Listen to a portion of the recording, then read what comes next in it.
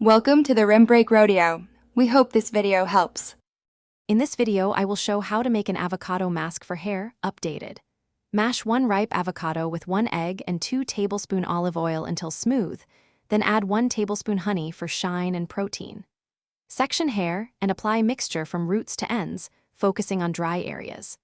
Cover with a shower cap and leave for 20 to 30 minutes, then rinse and shampoo gently for soft, nourished hair.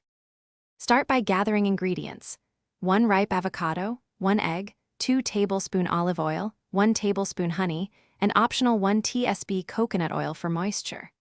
Use a bowl and fork or blender for smooth consistency. Warm the mixture slightly by placing the bowl in warm water for 2 minutes to help absorption. Always test a small skin patch for allergy before full application and apply the mask to damp hair and focus on mid-lengths and ends, avoiding the scalp if you have oily roots. Massage gently for 2 to 3 minutes to improve circulation and product coverage, then comb through with a wide-tooth comb for even distribution. For deeper conditioning, cover hair with a warm towel or sit under low heat for 15 to 20 minutes, then rinse and shampoo as usual. Thanks for watching. Consider subscribing if we helped you.